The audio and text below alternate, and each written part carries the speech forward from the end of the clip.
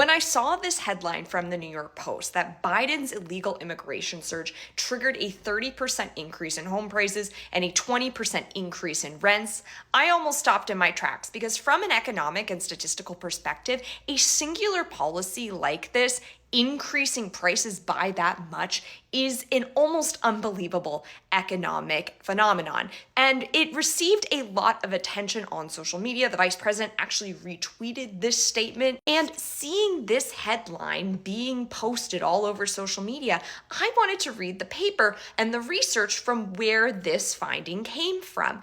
And after doing a little bit of digging, I found this working paper on the Dallas's Federal Reserve website. Now, at least in economics, a working paper is a piece of economic research that has not yet gone through the peer review, right? Like the people reviewing the paper and has not yet been published in a journal. But we still can learn a lot of things from an article that has not yet been published. Now, this working paper was posted on the Federal Reserve's website in March of 2026, and I find it very interesting that it is now July of 2026, and the New York Post is just now reporting on the findings of this paper, but I digress. Essentially, what the authors do is they use the rapid increase and then subsequent decrease in unauthorized immigration to test and see whether or not from 2021 to 2024, there were any changes to both housing and employment. Now, when I was looking through the paper and the results of this paper to see where the heck the New York Post got their headlines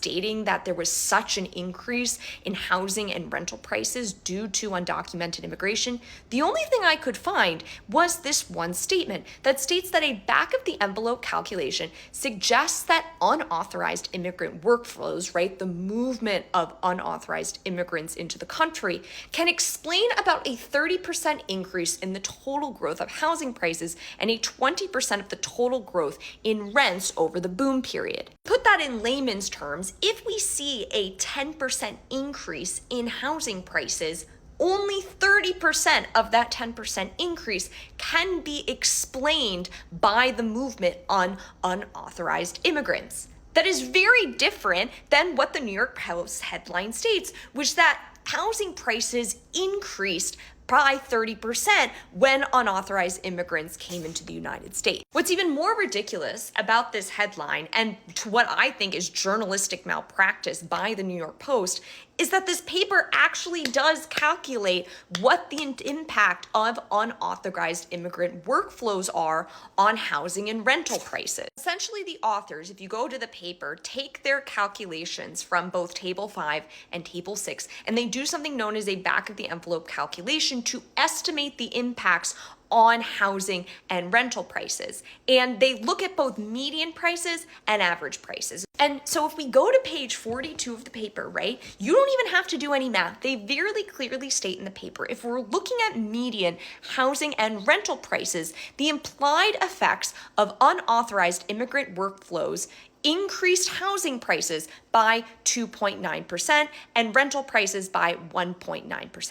And even if we look at the average, right, which increases our rates, the highest impact of unauthorized immigrant workflows on housing prices is an increase of 6.6% and on rents by 4.3%, which again is very different than a 30% increase in housing prices and a 20% increase in rental prices. And the increase in housing and rental prices honestly is not that surprising from an economic perspective. If you have a lot of people come in and they need housing, you are going to experience, at least in the short run, a housing supply shock. And of course, the New York Post, in their article, doesn't report the second preliminary finding of paper, which is the impact of unauthorized immigration on employment, right, on the unemployment rate. If we look at average unemployment, we find that the total employment change increased by 2.6%. For all my folks saying, well, that's because they're taking jobs from native-born workers, this paper also finds that that is not the case. The change in employment for native-born workers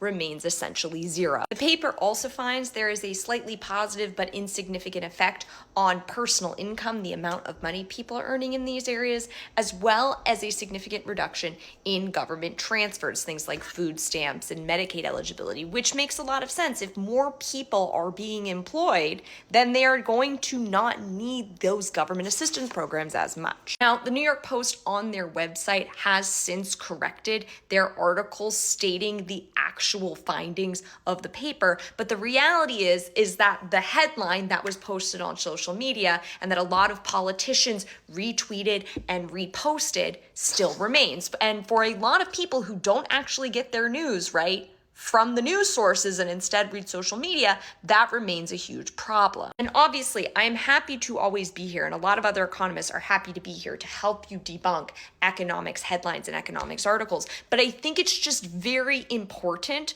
for you as a news consumer to be able to read the papers that these headlines are coming from. Anyways, that's all I got for now. If you have any questions, let me know.